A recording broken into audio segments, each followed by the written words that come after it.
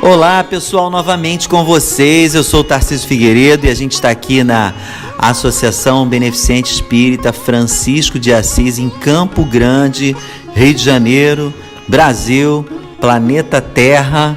Estamos muito felizes aqui com a presença de pessoas amigas aqui com a gente, estudando sempre, né?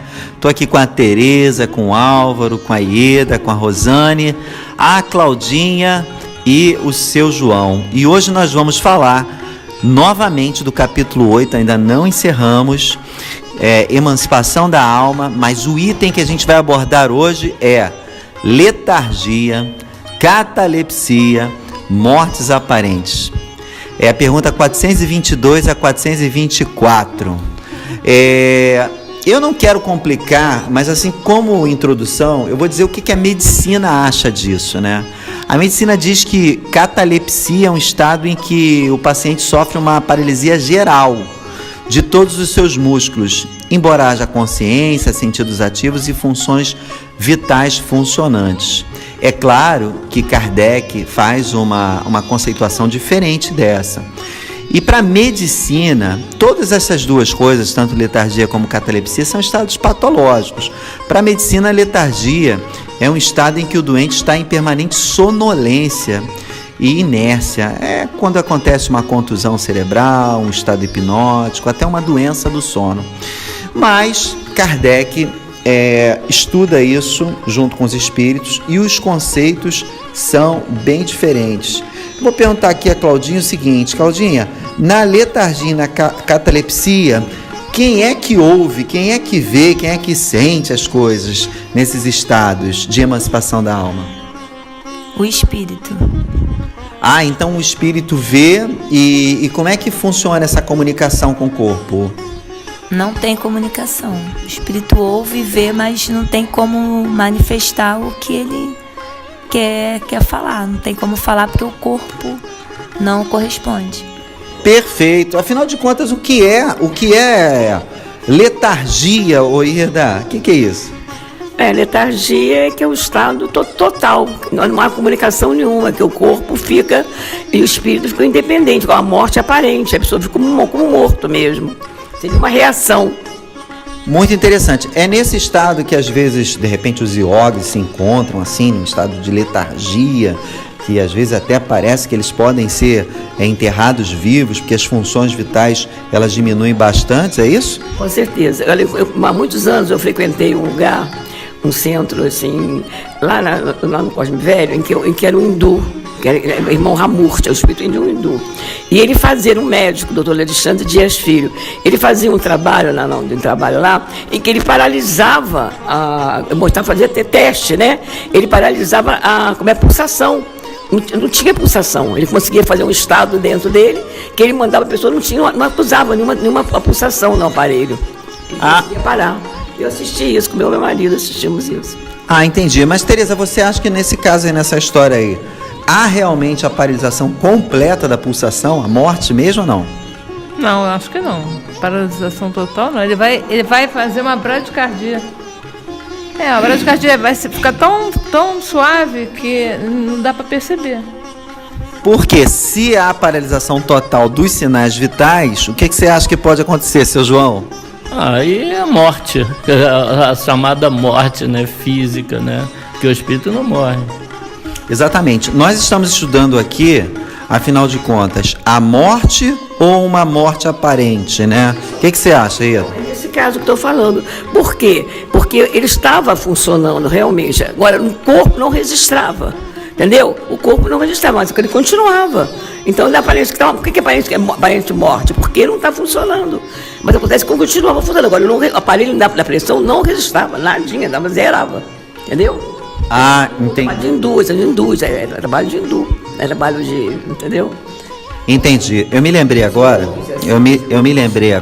que eu vi na internet que uma pessoa que trabalha com meditação, que era um hindu, ele foi para um centro de pesquisas, colocou aqueles aparelhos todinho na cabeça, né, aqueles eletrodos, para ver o sinal de funcionamento cerebral.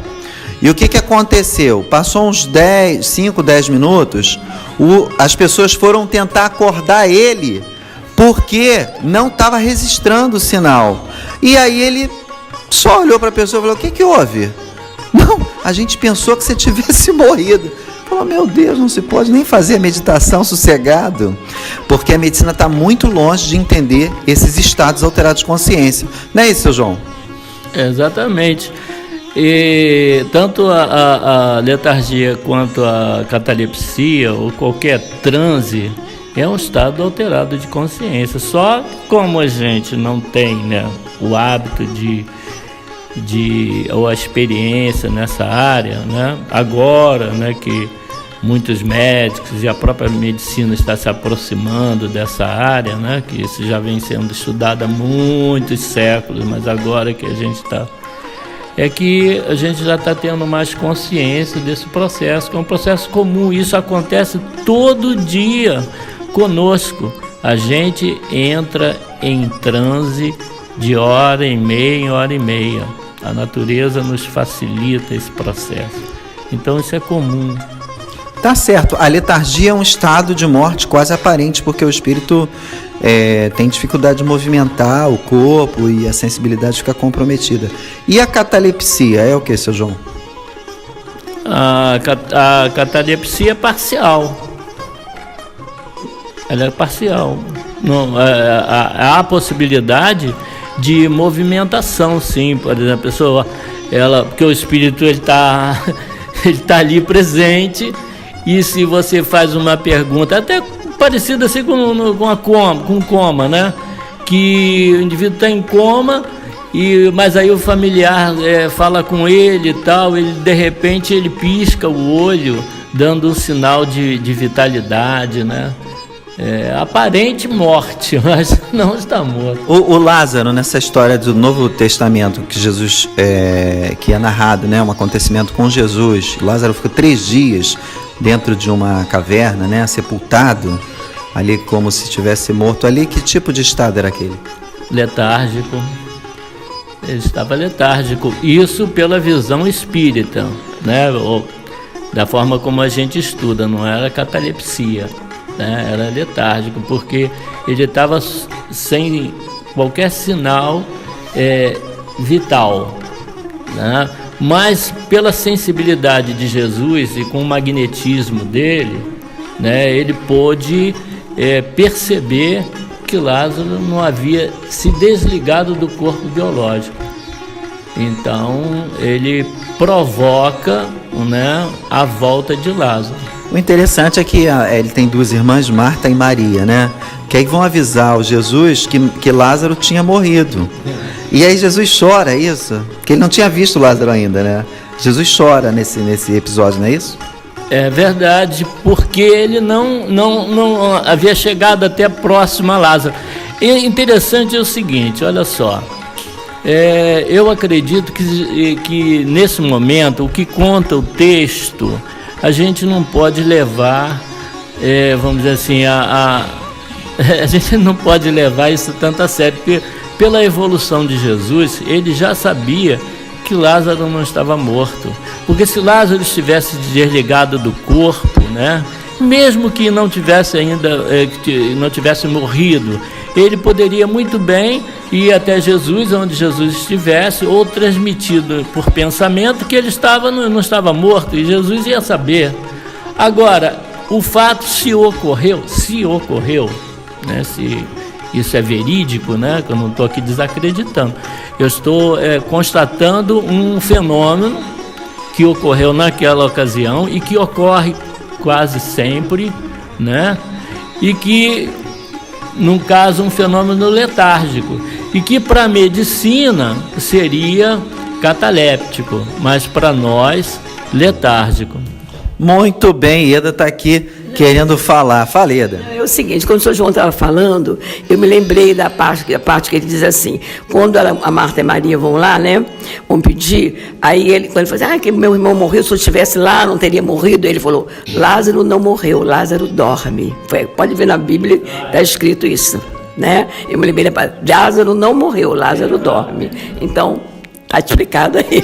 Muito bem, Eda. Ô Álvaro, você já sentiu, assim, quando você estava dormindo, assim, uma vontade de acordar e não conseguia acordar assim? Você, ai meu Deus, eu quero acordar. Já teve essa sensação?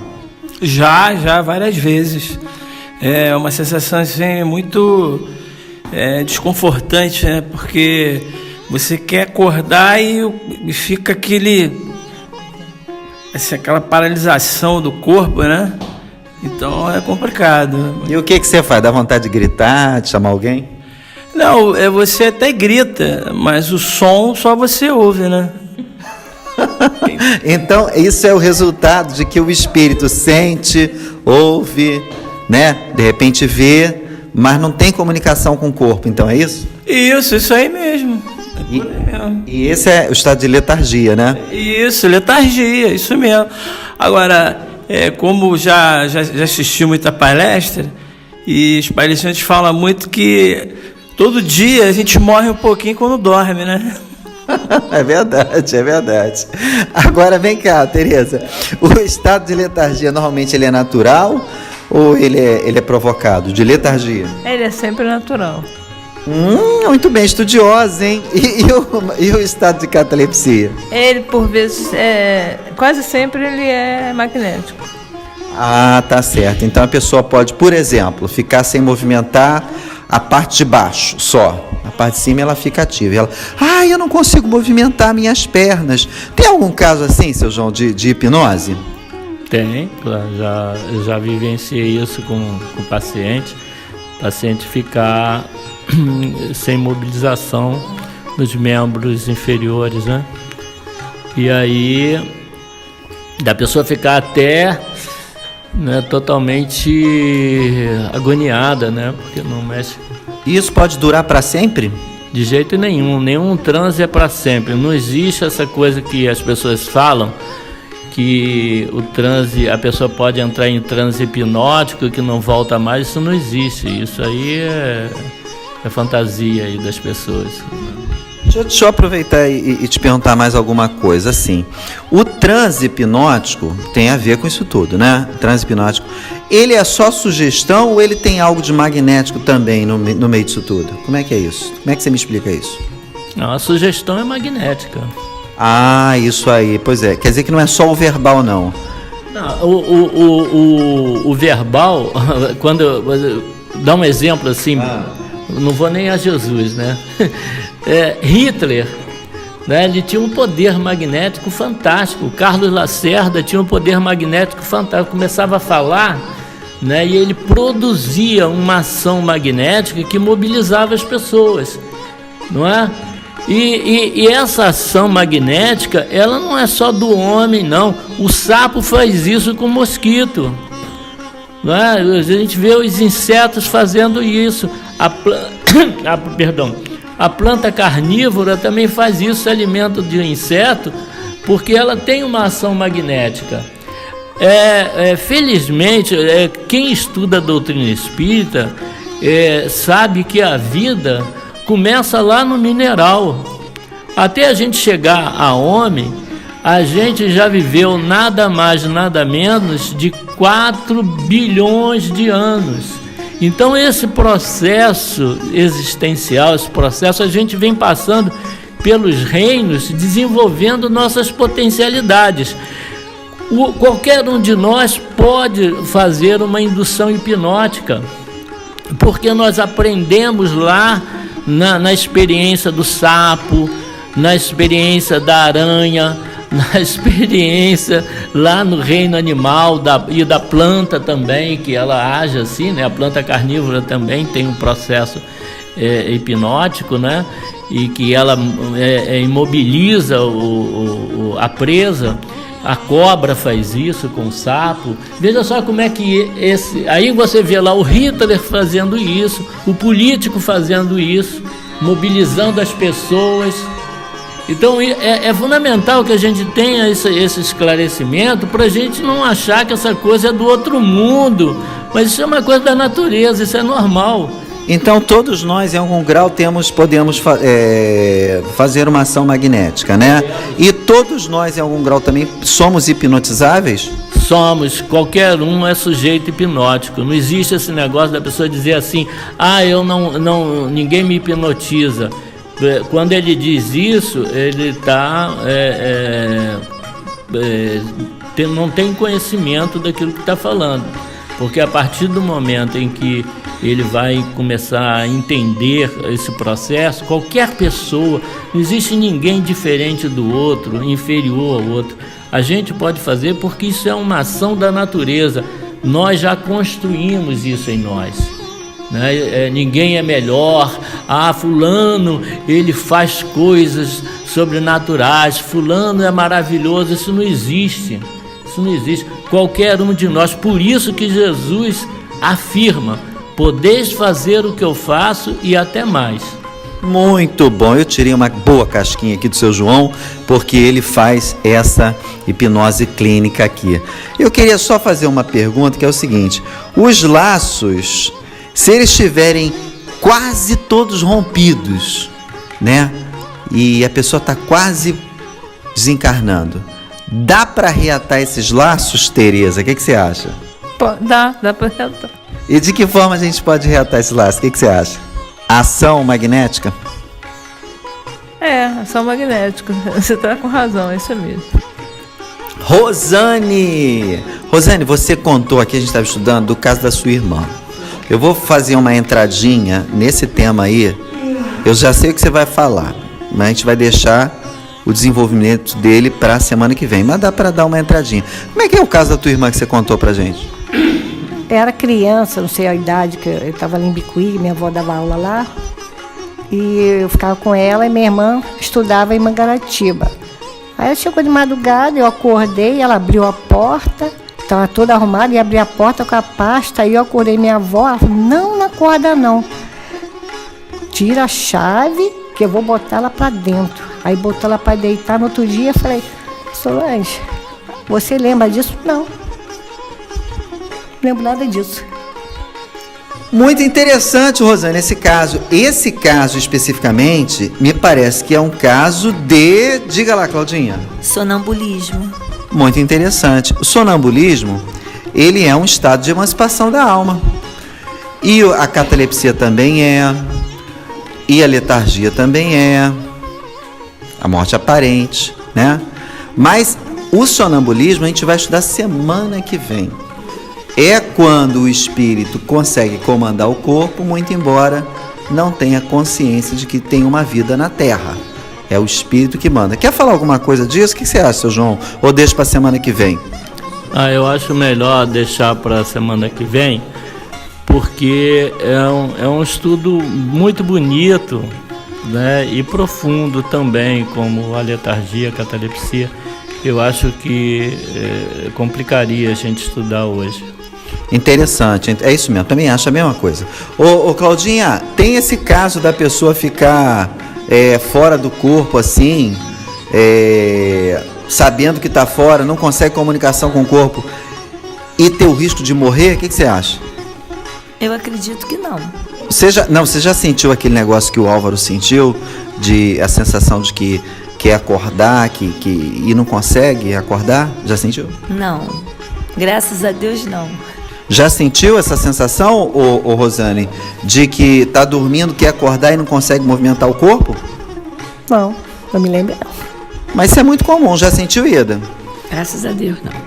Álvaro, só tem você como doente aqui hoje. Já sentiu, Tereza? Já senti, é horrível. Você começa a gritar, pedir socorro, teu corpo não se movimenta de jeito nenhum. Horrível. Parece que você morreu e ninguém sabe. O interessante é que você fica entre lá e cá, né? Você fica nessa faixa intermediária. Mas, gente, esse estudo está muito interessante. Fala, Claudinha, pode falar. Eu ia brincar aqui, comigo acontece o contrário. Eu não quero acordar e tenho que acordar. Principalmente se é professora, né, Claudinha? Exatamente, é o bendito relógio que desperta e a consciência manda levantar. Muito interessante, um pouco de humor também aqui para o nosso estudo. E eu quero dizer que a gente praticamente esgotou esse tema. Dá para complicar, mas não vamos complicar muito não. Semana que vem é sonambulismo. E eu vou pedir que a Tereza dê as suas considerações finais, se despeça da galera. Fala, Tereza. Desejo a todos uma noite tranquila, de paz e sem intercorrência. Fala, Álvaro. Eu desejo uma boa noite a todos que estão ouvindo a gente, que estão aqui também presentes, e os espíritos também. Isso aí, são todos nossos amigos. E Eda vai falar um poema. Rosane, considerações finais. Eu agradeço mais a oportunidade de estar aqui, mais viva esse dia, e que, se Deus quiser, segunda-feira eu estarei aqui, com certeza. Muito bom, e Deus quer sempre, quer o melhor pra gente. Fala, Claudinha. Uma boa noite, ou um bom dia, uma boa tarde, depende. E uma excelente semana para todos. Muito legal, seu João. Boa noite para todos, saúde, paz sempre. Muito bom, e agora, o nosso momento mágico. Ieta, vamos lá. Quem és tu? Quem és tu que me guias os passos? Quem és tu que me estendes os braços, quando após lutas e quedas desejo descansar? Quem és tu que me sorris quando sorrio, lamentas e choras quando não te escuto, mas que me permite ainda o direito de errar? Quem que quando me levanto, seja de dia claro ou de nublado pranto, está sempre por perto para me consolar? Se estou feliz, de ti não me apercebo, mas se estou triste, é de ti que eu recebo consolo e força para poder me segurar. Quero te conhecer, mas não te identifico. Entre tantos afetos que eu possa ter tido, seria o pai, a mãe, o filho ou simplesmente o amigo que evoluiu primeiro com uma missão de me ajudar. Não importa o que o teu nome, só sei que estás comigo, que me ofereces o teu regaço como abrigo, para que possa eu finalmente descansar. Aê, palmas para a poesia daí. Lindo, lindo, lindo. Gente, a gente vai se despedindo. Uma boa noite, bom dia, boa tarde para quem estiver escutando. Não esqueçam de assinar o nosso canal Espiritual Cast, que sempre vai ter informações fresquinhas do Livro dos Espíritos, Livro dos Médiuns. E tamo junto, tá? Assinem e apertem na notificação. Um abraço para todos vocês. Tchau! Valeu!